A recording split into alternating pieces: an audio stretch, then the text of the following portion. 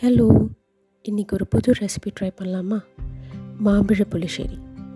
இது கேரளைட்ஸ்க்கு ஒரு ஃபேவரட்டான ரெசிபி. நல்லா பழுத்த மாம்பழமாக தான் யூஸ் பண்ணணும். ஃபஸ்ட்டு ஒரு மண்பானையில் 4 பச்சை மிளகாய், அப்புறம் நம்ம கட் பண்ணி வச்சுருக்கிற மாம்பழம் எடுத்துக்கலாம். அதுக்குள்ளே 1 டேபிள் ஸ்பூன் மிளகாத்தூள், நான் இங்கே ஒரு டீஸ்பூன் காஷ்மீரியும் 1 டீஸ்பூன் ஹாட் சில்லியும் சேர்த்து தான் மிக்ஸ் பண்ணி யூஸ் பண்ணியிருக்கேன். நீங்கள் எப்படியோ உங்களோட காரத்துக்கு தகுந்த மாதிரி எடுத்துக்கோங்க.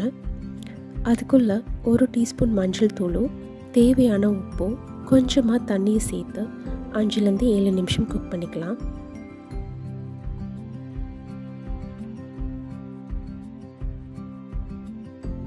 குக் ஆகிற டைமில் அதுக்குள்ளே சேர்க்க வேண்டிய அரைச்ச தேங்காய் மிக்ஸை ரெடி பண்ணிக்கலாம்.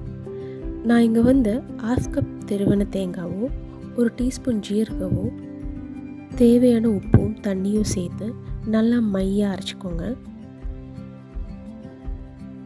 மாம்பழம் வெந்த பிறகு அதுக்குள்ளே நம்ம ஆல்ரெடி இந்த அரைச்சி வச்சுருக்கிற மிக்ஸியை சேர்த்து மிக்ஸ் பண்ணிக்கலாம். இன்னும் கொஞ்சம் நேரம் க்ளோஸ் பண்ணி வச்சு வேக வச்சுக்கலாம்.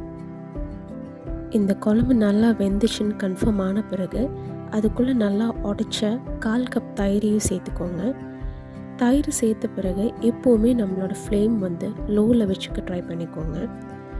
இந்த டைமில் இதுக்கான தாளிப்பு நம்ம ரெடி பண்ணிக்கலாம். அதுக்காக 2 டேபிள் ஸ்பூன் கோகனட் ஆயிலும் 1 டீஸ்பூன் கடுகும் 2 காஞ்ச மிளகாய் 2 கொத்து கருவேப்பிலையும் தாளித்து குழம்புல சேர்த்து மிக்ஸ் பண்ணிக்கோங்க. சில இடங்களெல்லாம் வெல்லம் இல்லாட்டி சர்க்கரை சேர்த்துப்பாங்க. இனிப்புக்கு தகுந்த மாதிரி உங்களுக்கு எது தேவையோ அதை ஆட் பண்ணிக்கோங்க. நான் இங்கே சர்க்கரை தான் சேர்த்திக்கிறேன்.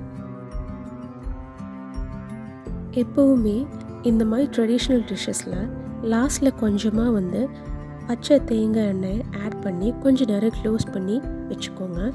கொஞ்சம் நேரம் கழித்து யூஸ் பண்ணிங்கன்னா இன்னும் டேஸ்ட் ரொம்ப என்ஹான்ஸ்டாக தெரியும். நீங்களும் இந்த டிஷ்ஷை ட்ரை பண்ணிவிட்டு உங்களோட ஃபீட்பேக்கை காமெண்ட்ஸில் சொல்லுங்கள்.